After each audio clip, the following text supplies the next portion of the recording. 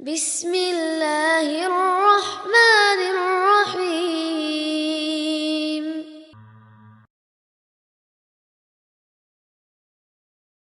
Assalamualaikum. Hi, my name is Rizky. I am from grade 7 and we are at Awildan BSD. I'm gonna show you one of the boarding rooms in Awildan BSD. Come on, let's get in.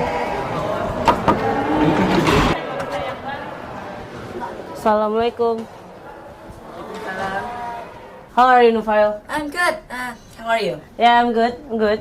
Things great. Assalamualaikum. Salam, how are you? I'm great. How are you, Izan? Assalamualaikum. Waalaikumsalam. How are you guys? Oh, fine. They're fine. How are you? Yeah, I'm great. I'm great. Things are fine. Things are great. So, guys, I'm gonna ask you guys a couple of questions. What do you guys think about staying in boarding? So it's fun and enjoyable. You can have new friends and you can play in the night. Yeah. Oh, yeah.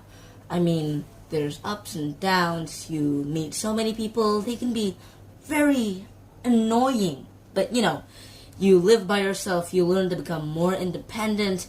And you learn to cope with your environment. And look at me now. I'm happy here.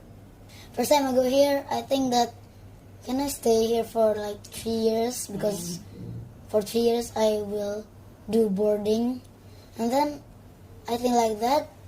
So in the second week, I think like okay, it's getting much better. So now I'm happy. My first day, I was so shy and I hid my face while crying. So then in the first week, I was like, oh no, I don't want to be here anymore. I don't want to be here anymore. But then, I cannot call my mom that I didn't really know that we can call my mom. So then in the second week, I started to have friends and started to be used to it. So now I'm okay with it. What facilities are provided when you are in boarding? So we clean our clothes in the laundry, and then we got free breakfast, lunch, and dinner. And they also prepared a spoon, plate, and a glass of water. Well, yeah, but don't forget about the rooms. We got these sweet bunk beds, and also we have double cabinets, which also function as mirrors, and a marble flooring. And also, if you've noticed, the room is fully air conditioned. Plus, you can also bring your personal belongings as long as it follows the school guidelines. So, question number 3. What are your daily routines around here? Between it, there are 2 sessions of the lesson. Between it, there is a duhur prayer time for we to do lunch and pray. After Asr, there will be this zikr routine. After that, we'll have a small amount of time, like 1 hour or 30 minutes around that time. But then we'll pray Maghrib. After the Maghrib, there will be a part when we'll do halaqah, just like the one in Fajr. So then after Isha, we'll pray first. Then after that, we can eat another like dinner. And after that, then for our room, we have a private class. And I don't know if the others do have it too, but then after the private class, then yeah, we're sleeping. So, you guys mentioned mushrif before. So, what is a mushrif and what does he do? Well, now that would be someone we call a mushrif. A mushrif is someone who takes full responsibility over this room, and and he knows, and he should know if any of us are injured, miss our parents. Occasionally, he would lend us our phone so we can call our parents and let them know if something's up, we need more snacks, or we just miss them and want to talk to them. He's also the same person who holds our night class that Izan mentioned earlier. Okay, and I think we've developed a good relationship with our mushrif, and we all think he's pretty cool. I was thinking, what do you think about the mushrif around your room? well, we all think he's a nice guy, you know.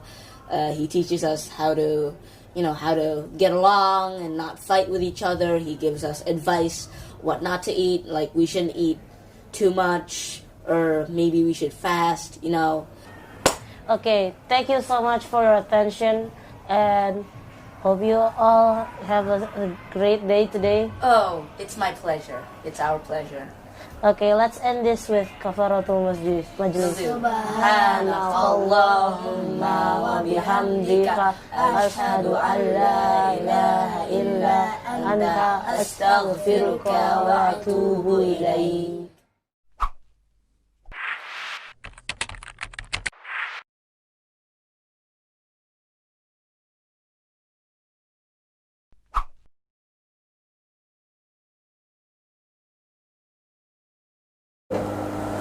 Bismillahirrahmanirrahim.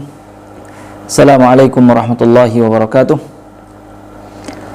Innal hamdalillah nahmaduhu wa nasta'inuhu wa nastaghfiruh wa na'udzu billahi min shururi anfusina wa min sayyiati a'malina. May yahdihillahu fala mudilla lahu wa may yudlil fala hadiya lahu. Asyhadu an la ilaha illallah wahdahu la syarika lahu wa asyhadu anna Muhammadan abduhu wa rasuluhu alladzi la nabiyya ba'dahu. Qala Allah Ta'ala fi kitabil karim, a'udzu billahi minasyaitonir rajim. Ya ayyuhalladzina amanu taqullaha haqqa tuqatih wa la tamutunna illa wa antum muslimun. Wa qala ya ayyuhalladzina amanu taqullaha wa qulu qawlan sadida yuslih lakum a'malakum wa yaghfir lakum dhunubakum wa may yuti'illaha wa rasulahu faqad faza fawzan 'azima.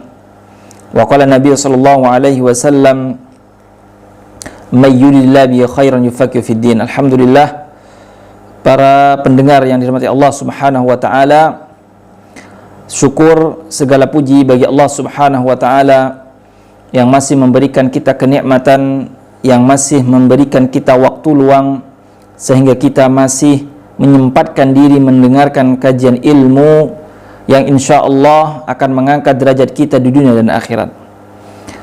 Ikhwah sekalian yang dirahmati Allah Subhanahu wa taala, pada kesempatan kali ini seperti yang pernah Ana sampaikan di pekan yang lalu, insya Allah sekarang akan membahas tentang makruh atau perbuatan yang makruh dikerjakan dalam sholat. Kalau kemarin kita sudah menjelaskan dari fardu kemudian sunnah dalam sholat, sekarang kita masuk di perkara yang makruh kita kerjakan dalam sholat. Sebelum kita masuk ke poin-poinnya, apa itu makruh? Makruh artinya secara singkat adalah dibenci. Perbuatan, kata makruh adalah perbuatan yang dibenci oleh Allah Subhanahu wa taala. Perbuatan apabila kita kerjakan, maka apa? Maka dibenci perbuatan tersebut. Memang tidak sampai ke derajat haram, tidak sampai ke derajat haram, tapi kalau seandainya selalu kita kerjakan, maka bisa saja masuk ke dalam hal yang dilarang. Kalau kita sering mengerjakan hal yang makruh tersebut, maka makruh, para ulama berpendapat makruh adalah harus kita jauhi.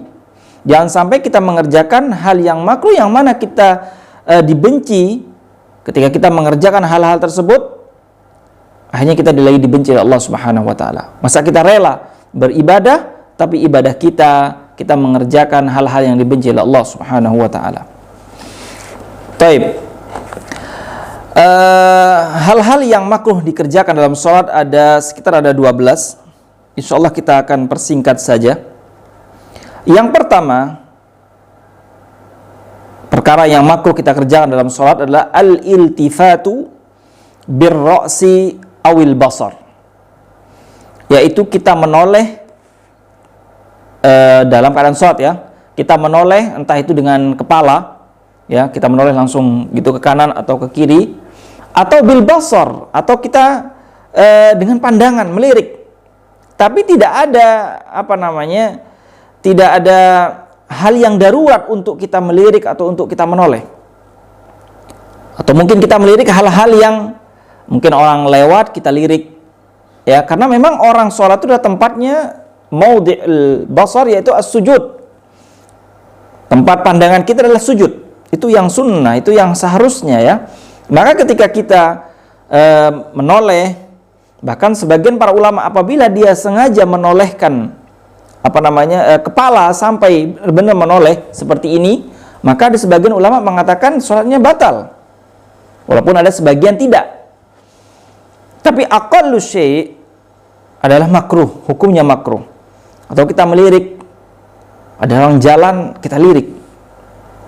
Ada orang masuk, seandainya kita di masjid, kita sholat berjamaah seandainya, kemudian ada yang masuk, kita lirik orang tersebut yang masuk. Dan ini banyak sekali dikerjakan, atau mungkin tidak sadar kaum muslimin mengerjakan hal tersebut, padahal ini adalah perbuatan yang makruh dalam dikerjakan dalam sholat. Ya, menoleh atau melirik kepada hal-hal yang tidak darurat ya. Kecuali hal-hal yang darurat seperti dalam peperangan atau ada bahaya atau seperti binatang buas mau mendekati kita, itu tidak mengapa. Tapi kalau seandainya orang lewat kita lihat, yang mana pandangan sujud adalah di tempat sujud, tempat di mana jidat kita ditempelkan dalam sujud itu adalah tempatnya pandangan seorang yang sholat ya. Apa dalilnya? Hadis dari Imam Bukhari rahimahullah, kata Nabi SAW ketika menjelaskan tentang orang yang menoleh kanan kiri atau melirik kanan kiri, apa kata Nabi SAW? Huwa ikhtilasun yakhtalisuhu syaitanu min salatil abd. Yaitu apa? Ihtilasus syaitan, yaitu gangguan syaitan, seolah-olah dari singkatnya adalah seperti semacam korupsi ya. Korupsi seorang hamba dalam sholat, yaitu apa? Dia melihat atau menoleh atau melirik kanan kiri dalam sholat. Dan itu adalah bisikan atau gangguan syaitan yang dibisikkan kepada seorang hamba untuk melirik. Mungkin coba lihat itu siapa yang masuk itu, akhirnya dilirik. Coba siapa tuh yang jalan, apa jangan-jangan itu orang tuamu, apa jangan-jangan itu gurumu, atau jangan-jangan itu siapalah itu. Akhirnya bisikan tersebut dia ikuti. Ihtilatus syaitan, dan itu adalah bisikan syaitan. Itu adalah makruh hukumnya. Kemudian yang kedua adalah raf'ul basar ila sama, mengangkat pandangan ke langit atau ke atas. Kita lagi sholat, enak-enaknya sholat nih, kita lihat ke atas. Kok bagus ya, papannya, kok bagus jamnya, kita lihat jam. Seandainya ada jam dinding di masjid yang bagus, seandainya kita sholat di masjid, kita lihat ke atas. Yang mana tidak ada darurat. Atau melihat lampu masjid, lampu rumah, bagi yang sholat di rumah yaitu perempuan, melihat lampunya. Kalau seandainya kita lagi bertamu ke rumah orang, rumahnya adalah bagus, mewah sekali, perabotan yang ada di rumah sangat bagus, kemudian kita sholat sambil melihat ke atas, maka hukumnya makruh. Apa kata Nabi SAW? Dalilnya apa? Hadis dari Imam Al-Bukhari juga. Apa kata Nabi? Ma balu aqwamin yarfa'una absarahum ila as-sama'i fi salatihim. Artinya tidak sepantasnya seorang mukmin, ya, seorang kaum, dan zaman dulu ada beberapa orang yang seperti itu. Tidak pantas seorang mukmin itu mengangkat pandangannya ke langit ketika dia lagi sholat. Tidak pantas. Maka para ulama menghukumi mengangkat atau melihat sesuatu ke atas pada sholat, hukumnya makruh. Memang tidak membatalkan sholat, tapi makruh, dibenci oleh Allah Subhanahu wa ta'ala. Bahkan Nabi SAW melarang hal tersebut, melarang mengangkat pandangan ke langit atau ke atas ketika lagi sholat. Itu yang kedua. Kemudian yang ketiga, hal yang makruh kita kerjakan dalam sholat adalah at-takhassur. Ya, at-takhassur. Apa itu takhassur? Wa huwa wad'ul yadi 'alal khasirati. Ya, takhassur itu adalah kita meletakkan tangan di pinggang seperti ini ya. Atau kelihatan nggak? Seperti ini. Di pinggang, lagi sholat atau lagi i'tidal, kita bangun dari ruku seandainya, kita kayak gini. Atau lagi berdiri kita kayak gini, maka itu hukumnya makruh, tidak boleh, makruh. Namanya takhassur dalam bahasa Arab ya, takhassur, yaitu kita meletakkan tangan kita ke pinggang, seperti orang bergaya, kalau kata orang zaman sekarang ya, gaya banget dia, gitu loh. Liqauli Abi Hurairah radhiyallahu anhu, Abi Hurairah radhiyallahu taala anhu pernah berkata, dan juga hadis ini oleh Imam At-Tirmidzi dan An-Nasa'i. Nahan Nabi sallallahu alaihi wasallam ayyusalliyar rajulu mukhtasiran. Kata Abu Hurairah radhiyallahu taala anhu bahwasanya Nabi sallallahu alaihi wasallam melarang seseorang laki-laki atau perempuan salat dalam keadaan mutakhassiran, yaitu tangannya itu di pinggangnya kayak gini. Walaupun tidak selama sholat, tidak, atau beberapa waktu saja, maka pekerjaan tersebut dilarang dan hukumnya makruh. Ya, hukumnya makruh. Kemudian yang makruh yang nomor 4 dalam sholat adalah ayyakuffal musalli mastarsala min sya'rihi au kummihi au thawbihi. Ini diperhatikan, ini yang sering kita kerjakan ya. Yang sering kita kerjakan adalah kita melipat, atau seorang muslim melipat sesuatu dari bajunya atau dari rambutnya atau dari imamahnya. Artinya melipatnya itu seperti kita itu melipat ya, seperti kalau kita melipat baju di lengan, itu hukumnya apa? Hukumnya makruh. Buat apa kita melipat baju? Melipat lengan kita ya, atau melipat celana kita. Kalau seandainya celananya kepanjangan, kenapa tidak dipotong kalau seandainya kepanjangan? Maka hukumnya makruh. Melipat baju atau melipat rambutnya dikuncir ya, atau rambutnya diikat, nggak usah. Kalau yang rambutnya panjang nggak usah diikat ketika sholat, sudah biarkan saja. Seperti itu. Itu hukumnya apa? Hukumnya makruh kita melipat baju yang ada di lengan kita seandainya, atau melipat celana nggak usah dilipat, nggak usah dilipat. Apa dalilnya? Hadis riwayat Imam Muslim, Nabi sallallahu alaihi wasallam, umirtu an asjuda ala sab'ati a'dumin. Kata Nabi SAW, aku diperintahkan sujud pada apa? Pada 7 anggota badan yang harus nempel ke tanah.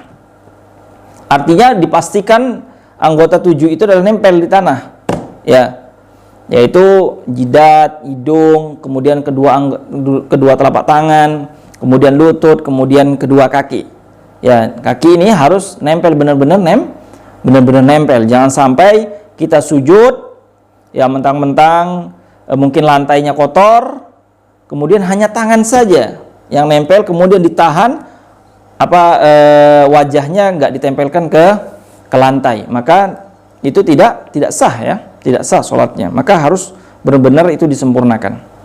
Kemudian kata Nabi, wala akuffa thawban wala sya'ran, dan aku juga diperintahkan agar tidak melipat baju dan rambut ketika sholat. Bagi perempuan juga sama ya, bagi akhwat, maka ketika sholat nggak usah dikuncir, sudah biarkan saja terurai. Yang memakai mukena kan, atau pakai baju sholat yang menutupi aurat, maka tidak usah dilipat. Baju juga sama, laki-laki tidak usah dilipat seperti ini, nggak perlu. Seperti ini juga tidak mengapa, kecuali darurat, mungkin karena ada rukanya atau karena sakit, itu lain hal lagi ya. Atau celana juga nggak usah kita lipat lagi, buat apa kita lipat? Nah, kemudian makruh yang berikutnya, yang kelima adalah tasbikul asabi'i wa farqa'atuha, yaitu kita membunyikan jari jemari. Ini juga sering kita dapatkan, ini membunyikan jari jemari, jari tangan ya, ketika sholat kita bunyikan jarinya sampai bunyi tok gitu. Itu hukumnya makruh. Apa dalilnya? Dalilnya adalah hadis yang diriwayatkan oleh Imam Ibnu Majah. Nabi sallallahu alaihi wasallam, annahu sallallahu alaihi wasallam ra'a rajulan qad shabbaka asabi'ahu. fi sholati fa farraja baina asabi'ihi. Bahwasanya Nabi sallallahu alaihi wasallam melihat seorang laki-laki yang membunyikan apa? Membunyikan jari tangannya. Akhirnya sampai bunyi. Tek gitu. Kemudian apa? Kemudian Nabi SAW bersabda, La tufarqi' asabi'aka wa anta fis salati, kata Nabi. Janganlah kamu membunyikan jarimu ketika kamu salat. Dan larangan ini adalah larangan makruh hukumnya. Ya, larangan makruh kita membunyikan jari tangan kita atau jari kaki kita ya dalam salat. Hukumnya makruh. Jangan sambil kita tahiyat atau sambil kita duduk antara dua sujud akhirnya apa? Membunyikan tangan seperti ini atau gimana, maka hukumnya makruh. Setiap kita kerjakan kalau kadang orang kalau sudah kebiasaan akhirnya setiap dia tahiyat dia bunyikan terus karena sudah kebiasaan, padahal itu tidak benar, itu makruh hukumnya.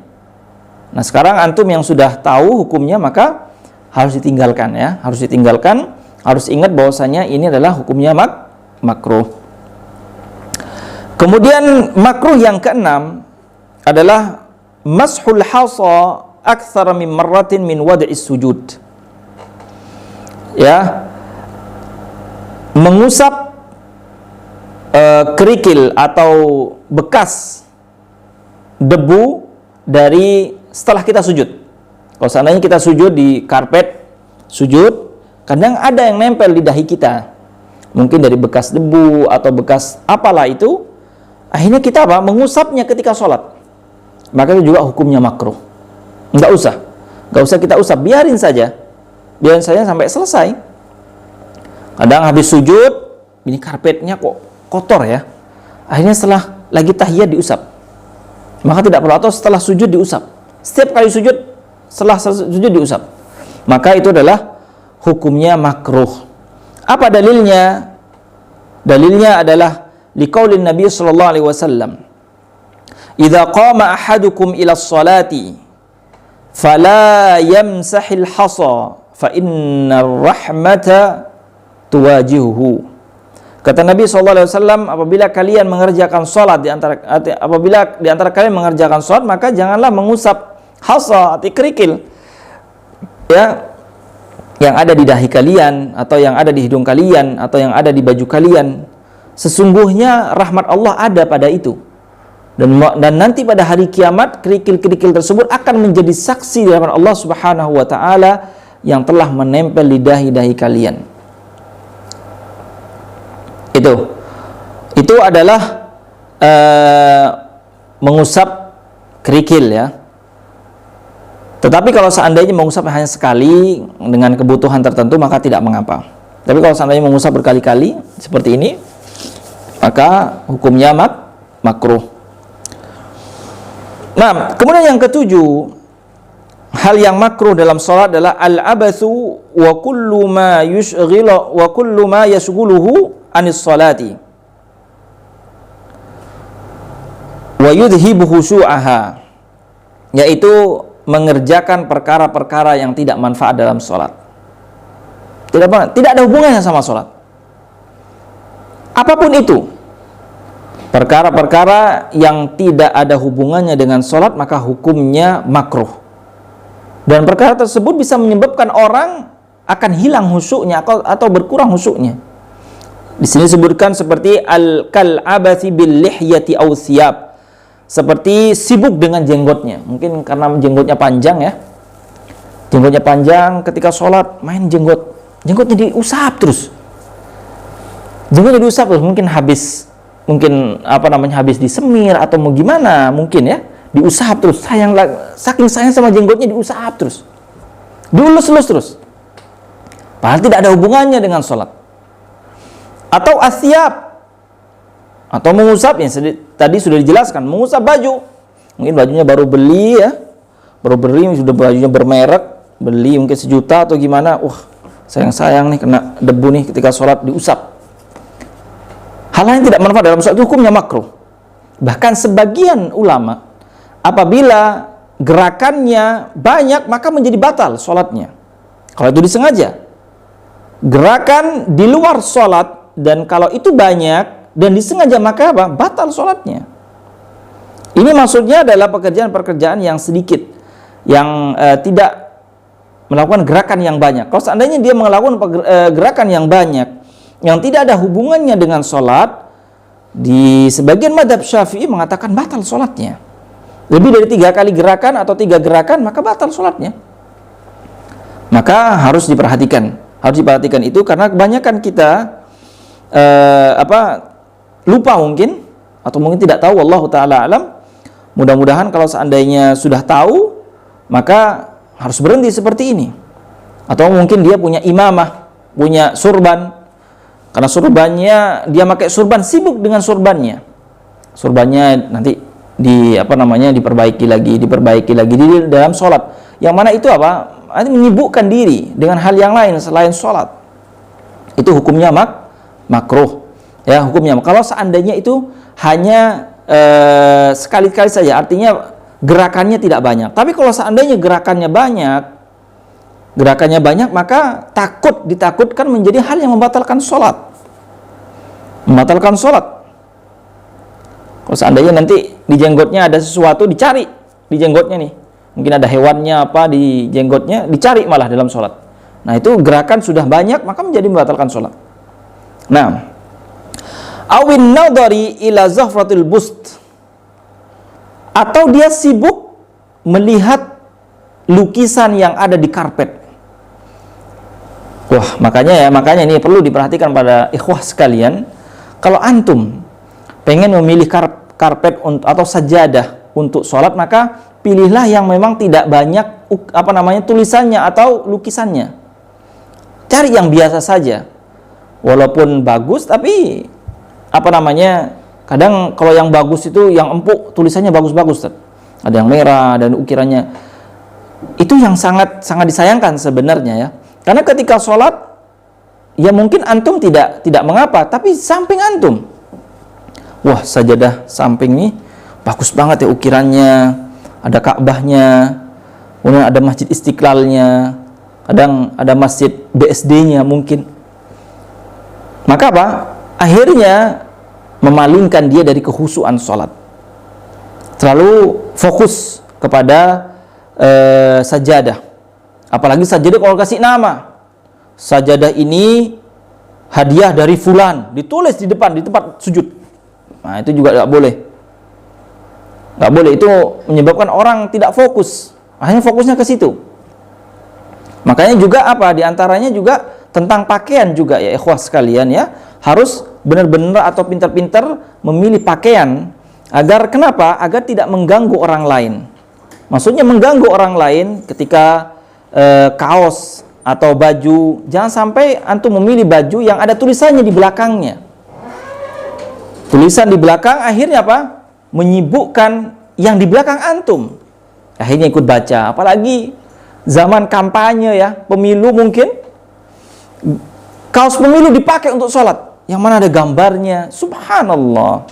Itu yang akhirnya menyibukkan orang lain untuk melihat ke gambar tersebut. Maka tidak boleh. Mungkin perlu di masjid ya, ditulis, mungkin dilarang memakai baju yang bergambar atau bertulisan di belakang, di punggungnya.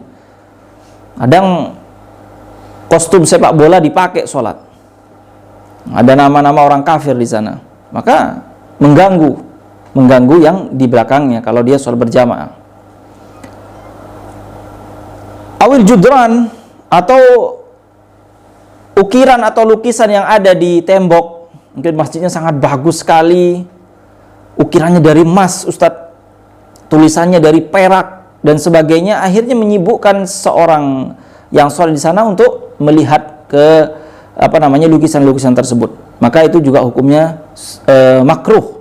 Jangan sampai kita melihat kepada hal-hal yang menyibukkan diri dari pekerjaan sholat. Nah, itu perlu diperhatikan ya. Apa kata Nabi SAW? Dalilnya adalah apa? Uskunu fis sholati, artinya kita harus sakinah dalam sholat, tenang.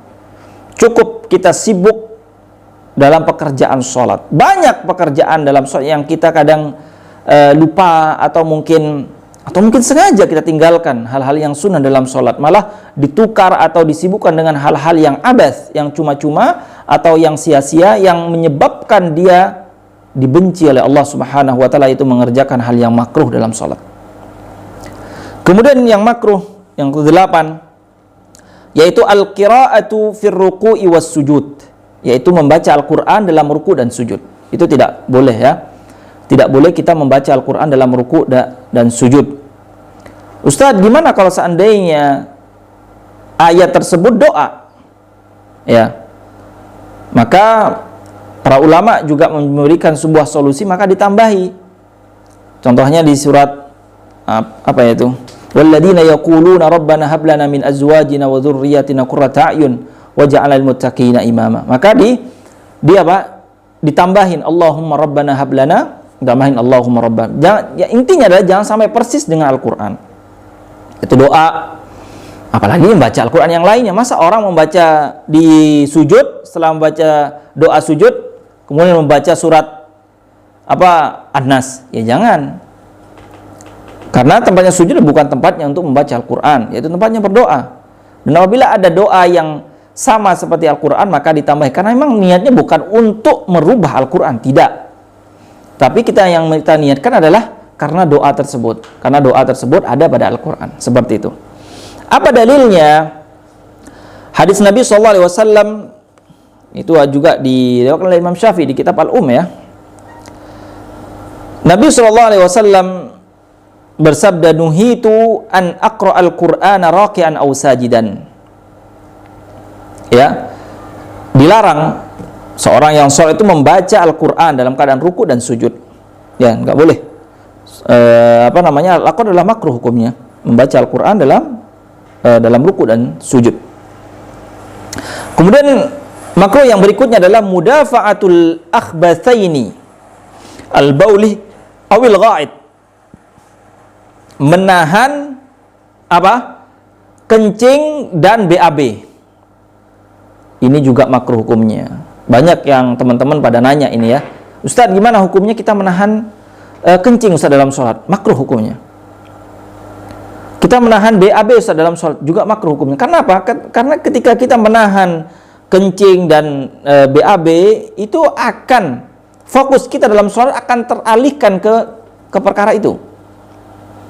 Maka gimana solusinya? Ya sudah, antum keluar dari sholat. Karena memang ada udzur syar'i. Kecuali kalau tidak ada udzur syar'i, maka haram kita keluar dari sholat tanpa ada udzur syar'i. Ada udzur syar'i seperti ini, antum keluar dari sholat, selesaikan hajatnya, setelah itu kembali ke sholat. Selain dari kencingnya itu apa? Kentut juga sama. Menahan kentut, dan juga kentut yang sampai bikin orang sakit perut. Nggak usah ditahan, keluar dari sholat. Selesaikan hajatnya, setelah itu sholat, lanjutkan sholatnya itu dengan setelah wudhu. Seperti itu ya. Dan hadisnya adalah sangat kuat, adalah hadis riwayat Muslim. Apa kata Nabi SAW? La salata bihadratit ta'ami wala huwa yudafi'uhul akhbathani. Kata Nabi SAW, nanti yang ke-10 juga sama. Artinya la salata bihadratit ta'am, artinya jangan dilanjutkan dulu sholat kalau ketika antum lagi di depan antum lagi ada hidangan makan. Memang antum lagi makan ini gitu loh. Bukan mau makan, bukan. Ini beda nih. Di depan antum ada hidangan makanan. Sudah antum ngambil makanan, sudah antum cuci tangan, sudah antum mau makan, kemudian azan. Maka selesaikan makannya dulu. Karena makanan sudah terhidangkan ke antum. Bukan antum azan berkumandang, antum mau makan. Masih mau nyari piring, masih mau nyari lauk, bukan itu. Artinya antum sudah duduk di meja makan, sudah posisinya sudah enak, antum sudah ngambil piring, sudah ngambil lauk, sudah ngambil nasi dan sebagainya, azan. Atau antum sudah lagi makan 2 suapan, 3 suapan, azan. Maka lanjutkan makannya. Karena kalau seandainya ditinggal makanannya, akan ingat pada makanannya ketika sholat. Tadi ana belum ngambil lauk itu tuh. Ana belum ngambil udang kayaknya deh. Pecel ana belum ana makan juga. Nah, akhirnya apa? Akhirnya khusyuk dalam sholat hilang karena kepikiran makanan. Akhirnya gimana? Yaitu selesaikan makanan tersebut, kemudian setelah itu lanjutkan sholat. Kemudian wala huwa yudafi'uhul akhbathan, dan jangan jangan menahan dua, yaitu kencing dan BAB. Kemudian makruh yang ke-10 adalah as-salatu bihadrati ta'am, yaitu salat ketika kita sudah terhidangan makanan. Artinya ketika kita sudah makan, hadisnya sudah disebutin tadi. Artinya kita lanjutkan makannya, ya lanjutkan saja makannya, setelah itu pergi ke salat. Ustaz, nanti anak telat Ustaz. Kalau nggak masalah. Ya, nggak masalah, kecuali kalau memang disengaja, ya. Disengaja, karena Allah Subhanahu lebih tahu niat kita, ya. Makanya jangan disengaja dilambat-lambatin makanan atau dipas-pasin makannya ketika sholat, maka tidak boleh seperti itu. Tidak boleh seperti orang sholat, seperti orang puasa seandainya ketika iftar, adzan dia iftar, kemudian dia makan, yang memang sunnahnya adalah dia makan kurma, setelah itu dia pergi sholat, minum air dan pergi sholat. Yang kemudian makan setelah sholat, ya, makan setelah sholat. Tapi kalau seandainya dia lebih milih makan kemudian meninggalkan sholat, itu hal yang lain, maka itu tidak boleh. Baik. Kemudian makruh yang ke-11 adalah al-julusu alal aqibaini. Ya, al-julusu alal aqibaini, yaitu gimana?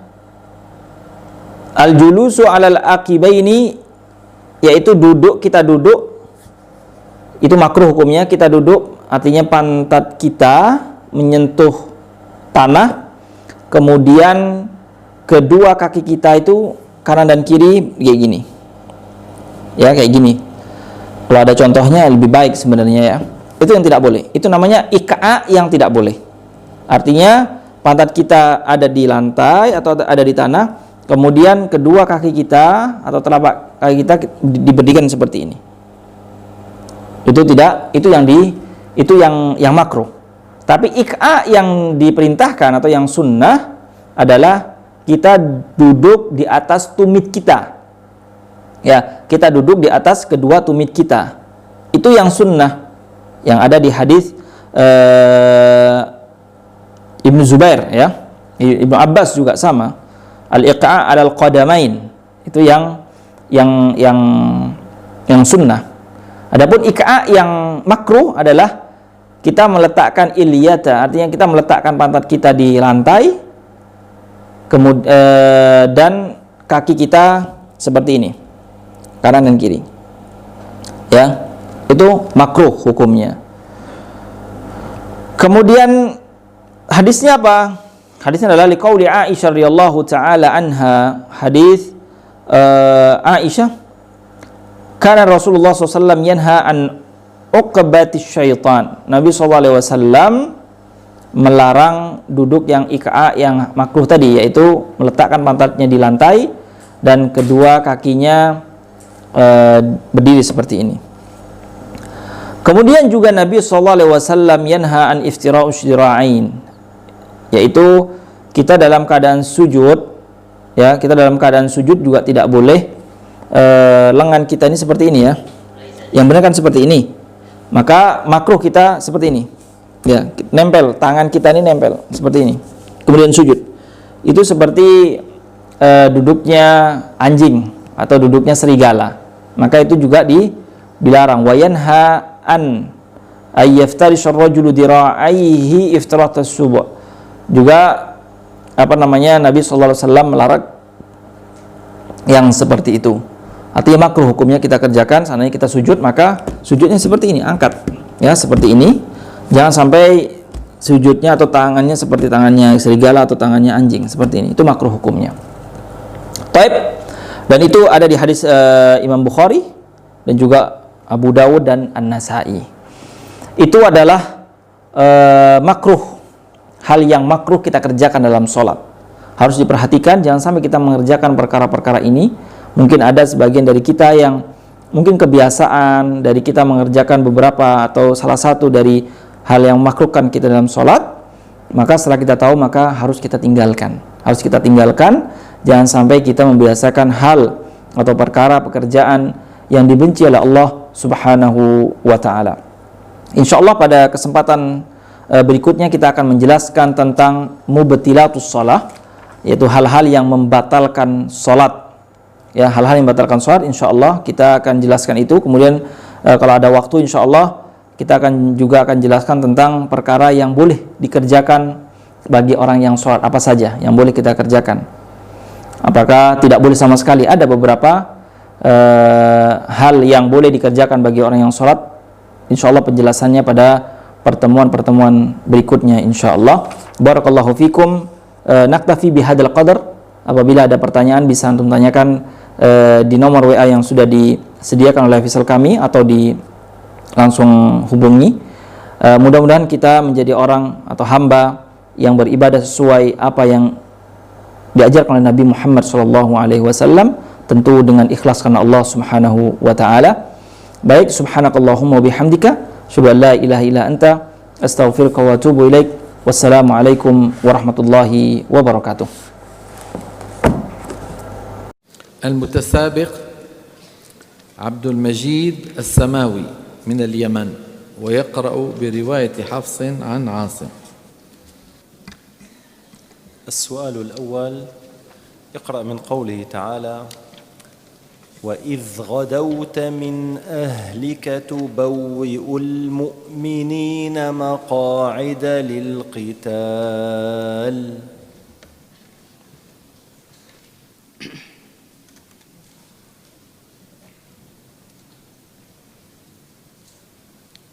أعوذ بالله من الشيطان الرجيم. بسم الله الرحمن الرحيم. وإذ غدوت من أهلك تبوئ المؤمنين مقاعد للقتال والله سميع عليم. إذ هم الطائفتان منكم أن تفشلا والله وليهما وعلى الله فليتوكل المؤمنون.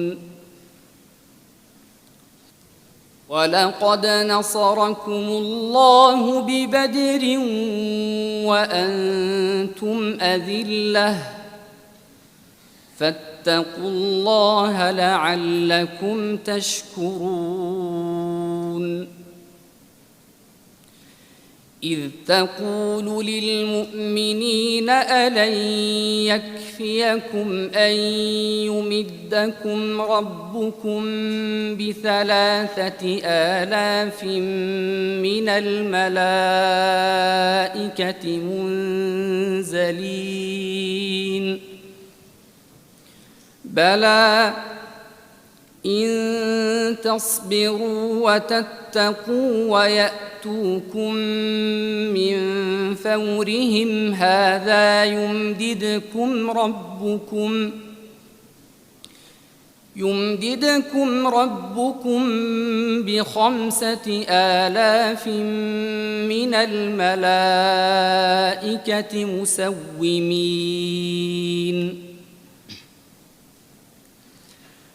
وما جعله الله إلا بشرى لكم ولتطمئن قلوبكم به وما النصر إلا من عند الله العزيز الحكيم. ليقطع طرفا من الذين كفروا أو يكبتهم فينقلبوا خائبين ليس لك من الأمر شيء أو يتوب عليهم أو يعذبهم فإنهم ظالمون ولله ما في السماوات وما في الأرض يغفر لمن يشاء ويعذب من يشاء والله غفور رحيم يا أيها الذين آمنوا لا تأكلوا الربا أضعافا مضاعفة واتقوا الله لعلكم تفلحون واتقوا النار التي أعدت للكافرين وأطيعوا الله والرسول لعلكم ترحمون. بارك الله بك.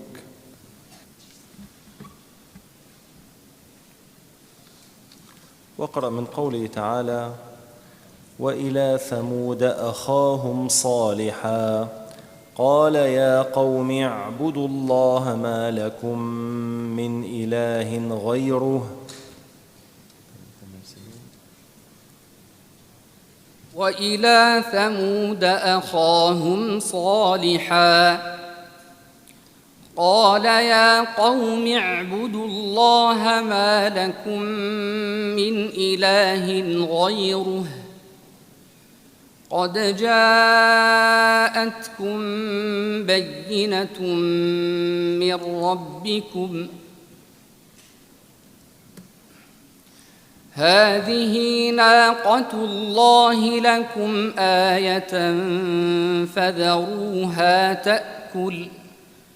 فذروها تأكل في أرض الله ولا تمسوها بسوء فيأخذكم عذاب أليم واذكروا إذ جعلكم خلفاء من بعد عاد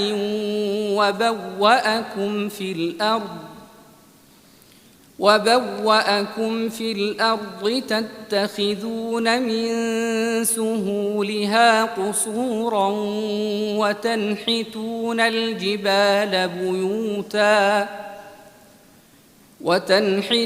الجبال بيوتا فاذكروا آلاء الله ولا تعثوا في الأرض مفسدين. قال الملأ الذين استكبروا من قومه للذين استضعفوا لمن آمن منهم أتعلمون أن صالحا مرسل من ربه قالوا إنا بما أرسل به مؤمنون. قال الذين استكبروا إنا بالذي آمنتم به كافرون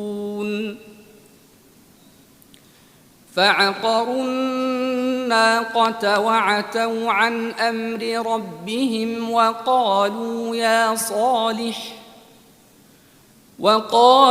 يا صالح ائتنا بما تعدنا إن كنت من المرسلين. فأخذتهم الرجفة فأصبحوا في دارهم جاثمين. فتولى عنهم وقال يا قوم لقد أبلغتكم رسالة ربي ونصحت لكم ولكن لا تحبون الناصحين. بارك الله بكم. واقرأ من قوله تعالى: واذكر في الكتاب إبراهيم إنه كان صديقا نبيا. واذكر في الكتاب إبراهيم إنه كان صديقا نبيا إذ قال لأبيه يا أبت لم تعبد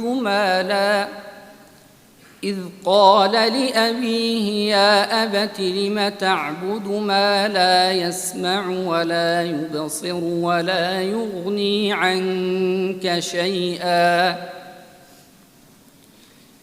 يا أبت إني قد جاءني من العلم ما لم يأتك فاتبعني أهدك صراطا سويا. يا أبت لا تعبد الشيطان إن الشيطان كان للرحمن عصيا.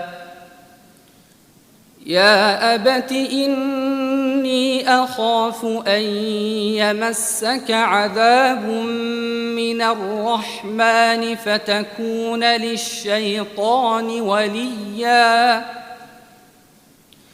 قال أراغب أنت عن آلهتي يا إبراهيم لئن لم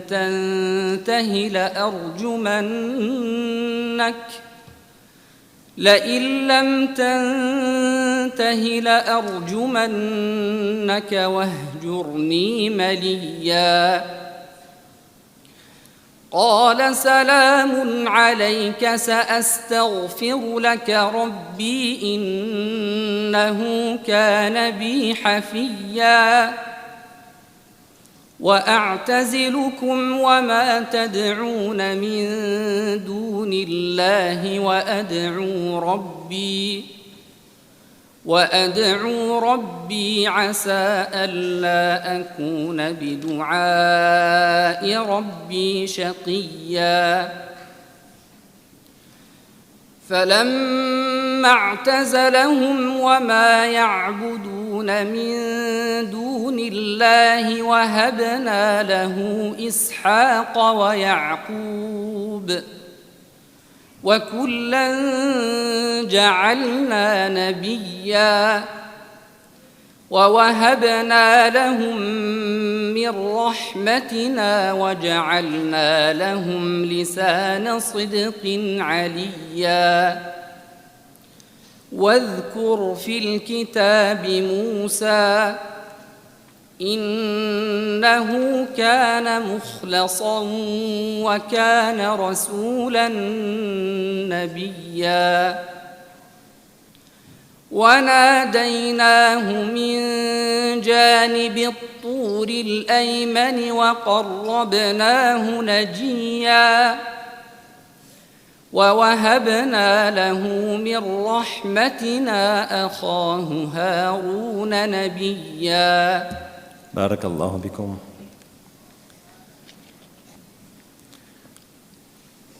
واقرأ من قوله سبحانه وتعالى: فسبحان الله حين تمسون وحين تصبحون.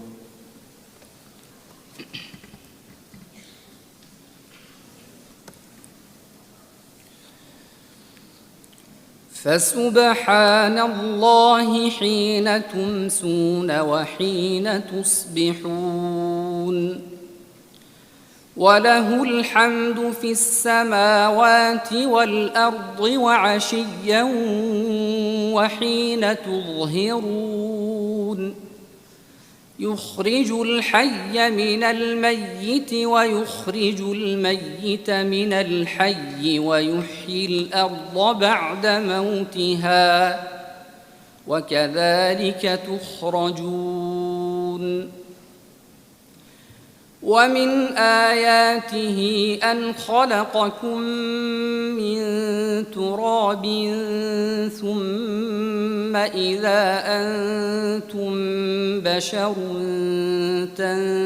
تنتشرون ومن آياته أن خلق لكم من أنفسكم أزواجا لتسكنوا إليها وجعل بينكم مودة ورحمة إن في ذلك لآيات لقوم يتفكرون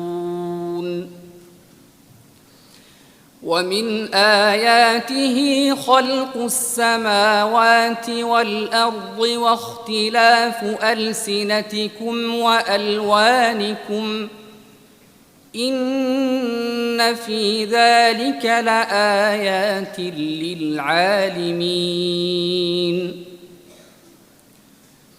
ومن آياته منامكم بالليل والنهار وابتغاؤكم من فضله إن في ذلك لآيات لقوم يسمعون ومن آياته يريكم البرق خوفا وطمعا وينزل من السماء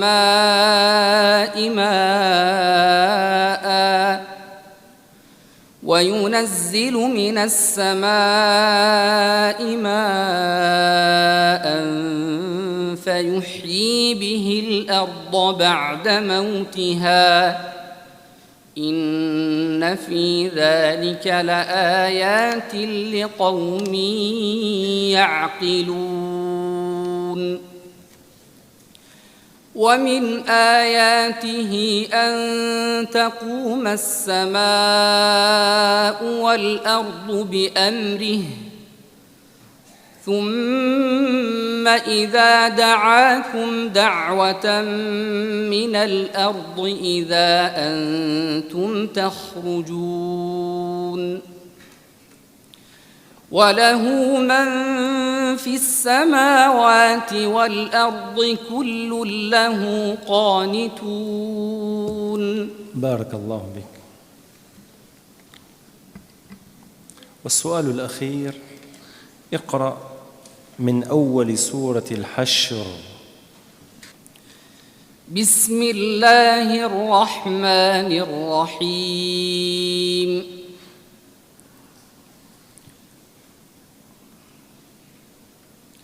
سبح لله ما في السماوات وما في الأرض وهو العزيز الحكيم.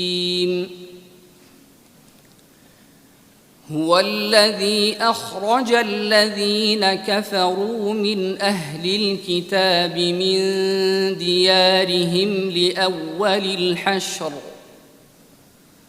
ما ظننتم أن يخرجوا وظنوا أنهم مانعتهم حصونهم من الله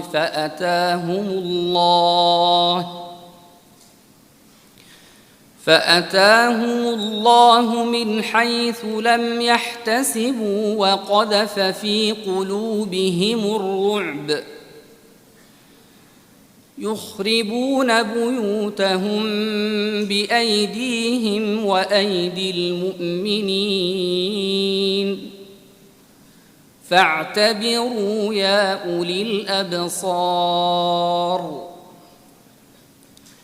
ولولا أن كتب الله عليهم الجلاء لعذبهم في الدنيا ولهم في الآخرة عذاب النار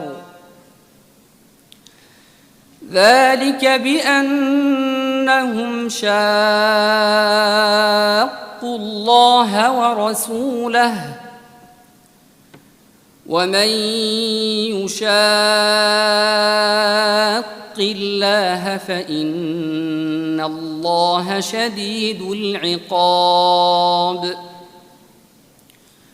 ما قطعتم من لينة أو تركتموها قائمة على أصولها فبإذن الله وليخزي الفاسقين وما أفاء الله على رسوله منهم فما أوجفتم عليه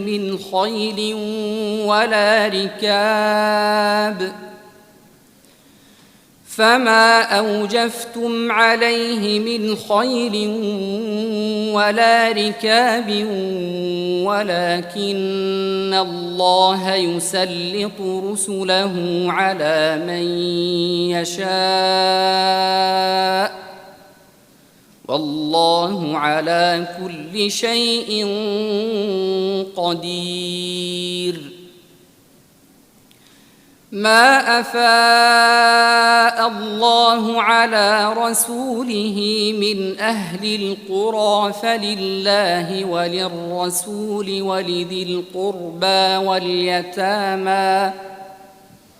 ولذي القربى واليتامى والمساكين وابن السبيل كي لا يكون دولة بين الأغنياء منكم وما آتاكم الرسول فخذوه وما نهاكم عنه فانتهوا واتقوا الله إن الله شديد العقاب. بارك الله فيك.